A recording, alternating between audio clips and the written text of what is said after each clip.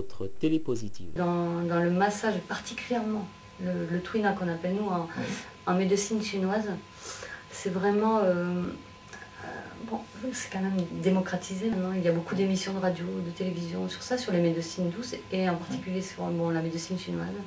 Et je crois que les gens se rendent vraiment compte qu'en travaillant sur les points et les trajets, sur les méridiens, on va plus profondément au point de vue thérapeutique que peut-être dans d'autres massages qui sont plus relaxants mais moins thérapeutiques. Il y a beaucoup de polémiques contre l'homéopathie, les massages relaxants, et on n'entend personne attaquer la médecine chinoise. Ben non, finalement, ça y est, c'est rentré dans les mœurs. Oui. C'est bien. C'est génial. C'est positif. D'accord. Donc, lors de la prochaine émission, de quoi va-t-on parler? De quoi allons-nous parler? Alors, je ne sais pas, on pourrait peut-être développer les bases du diagnostic. Les bases du diagnostic. Oui, avec donc en premier lieu ce qu'on appelle le Qi, dans l'énergie, et les différentes énergies qui nous gouvernent. Énergie défensive, l'énergie qui nourrit les organes, l'énergie héréditaire que nous avons déjà à notre naissance, à notre potentiel énergétique propre. On parle d'énergie dans le corps? Ah oui, bien sûr.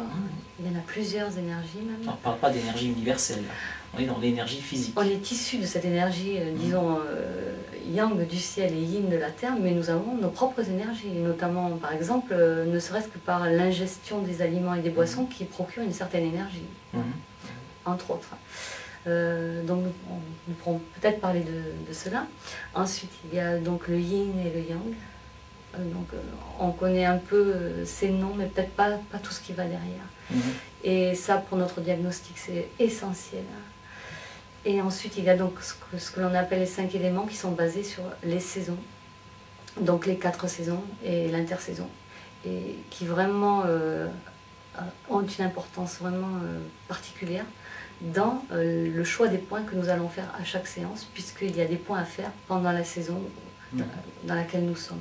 Alors là, nous sommes entre deux saisons. Quel est votre... Oh, ça y est, on est rentré en printemps. Oh là là, je suis en retard. Quel serait votre conseil pour cette saison, pour le printemps?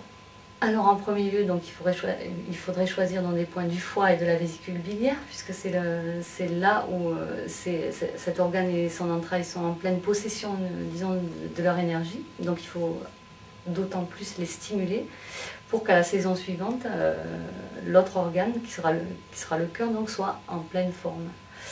Donc on va commencer par stimuler ces points.